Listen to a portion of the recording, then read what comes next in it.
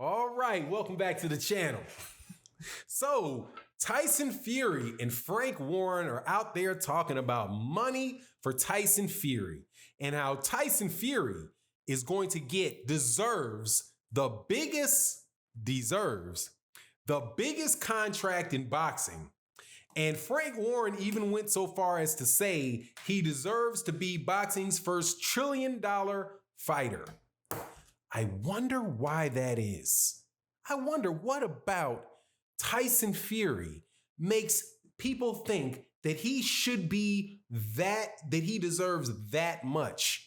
Let's talk about that in this video.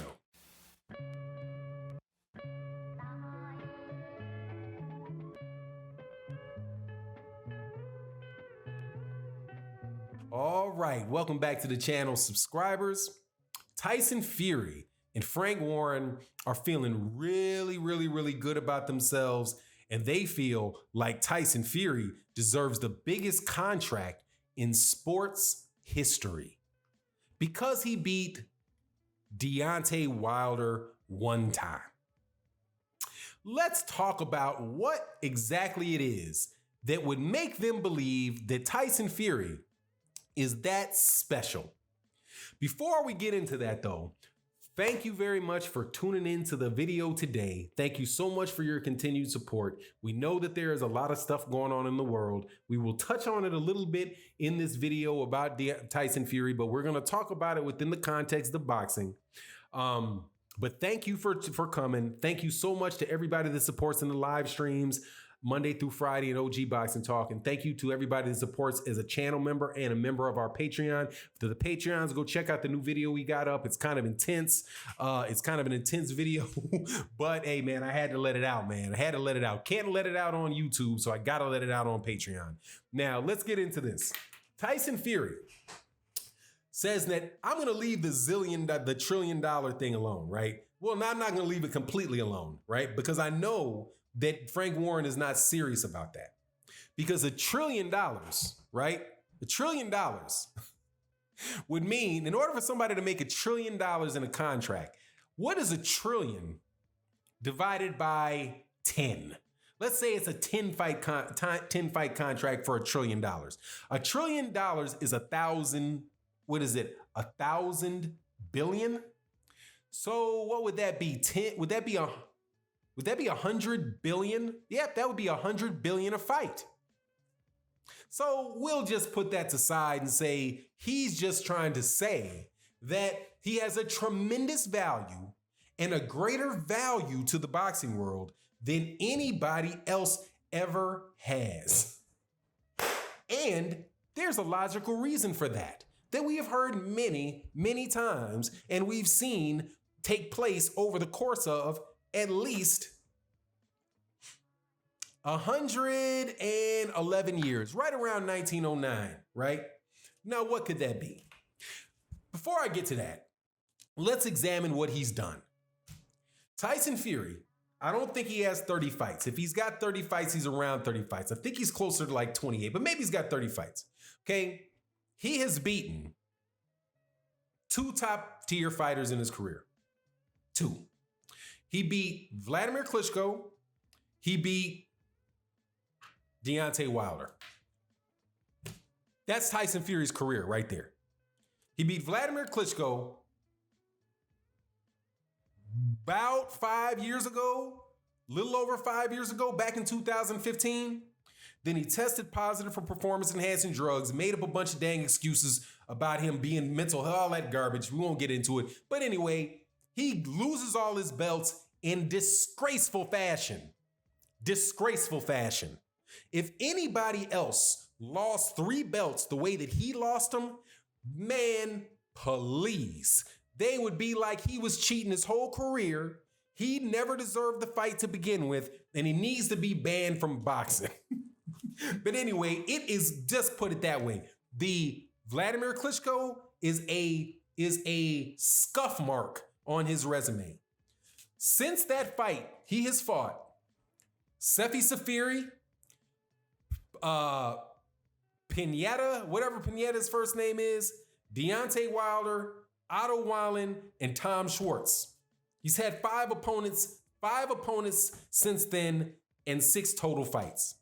The only significant fight that he won was Deontay Wilder.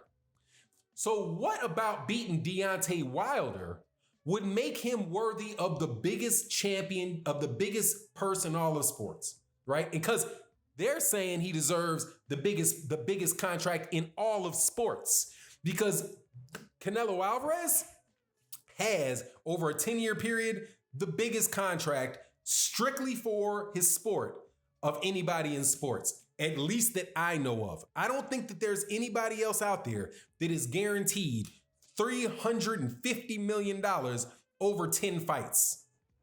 So what did Canelo do in order to get the $35 million per fight? I can point to that. He had pay-per-views in which he made around $35 million. He sold multiple million pay-per-view shows, of which he was the number one top bill guy there, and he earned $35 million. And then in order for the Zone to sign him, they matched what he made and gave him that for every fight. That's how he got his 35. That's how he got his $35 million. But Canelo Alvarez, before he got to the point of when he had the pay-per-views, he was the headliner on the pay-per-view. He wasn't the headliner on the pay-per-view for Mayweather, but he was on Julio Cesar Chavez Jr., which did over 1 million pay-per-view buys. Julio Cesar Chavez Jr., over 1 million pay-per-view buys on record. He had 2 fights with Gennady Golovkin, over 1 million pay-per-view buys for both of those. And I know that he had another pay-per-view in between. I can't remember who the other guy was, but these are pay-per-views that he's headlining, multiple of them with multiple opponents. So he gets $350 million. Tyson Fury was the second wheel on a fight with Deontay Wilder the first time, because Deontay Wilder, and the numbers say that Deontay Wilder was having 1 million people watching him on Showtime every fight, right? Some fights over 1 million, a few maybe a little less than 1 million, right? He had been fighting in the United States for 5 years, had grown himself a fan base, right? Had grown a lot of tension between he and Anthony Joshua, right? So the combination of what Deontay Wilder did for multiple years, right, as a champion in the United States, along with the rise of Anthony Joshua and the back and forth that they had that created a lot of buzz around his name, made a fight with Deontay Wilder a very hot commodity. There was no hot commodity fight for Tyson Fury. Nope, there was very few people asking for him to come out of retirement.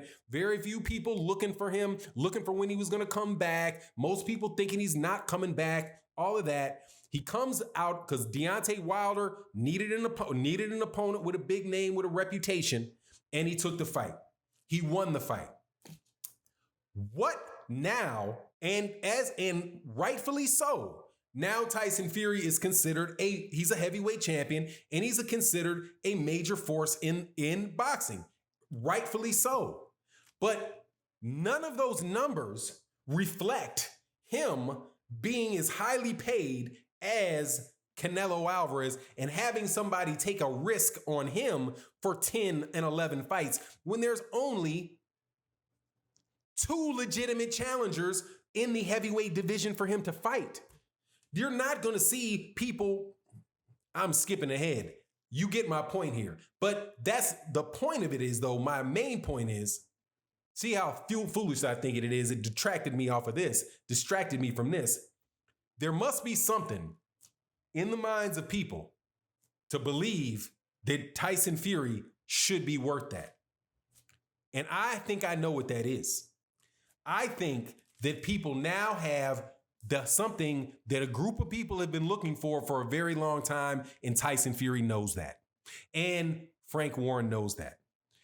In the UK, Tyson Fury was not a big deal. He wasn't a big deal when he won the championship. He wasn't a big deal before it. He wasn't a deal when he won it. And why is that? Because he's a gypsy in the UK. In the UK, He's a gypsy. Everybody in the UK is from the UK. They don't have, from what I can see, they don't have the same, they have the same types of issues, but they have them in different ways. Not everybody, a Scot in the UK, an Irishman's an Irishman. In the UK, a guy from Scotland is a Scot, right? A gypsy's a gypsy. A dude from the UK is British, right? They separate themselves into those groups, or they're in those different types of groups. In the United States, Tyson Fury is no longer a gypsy. In the United States, he becomes a white guy.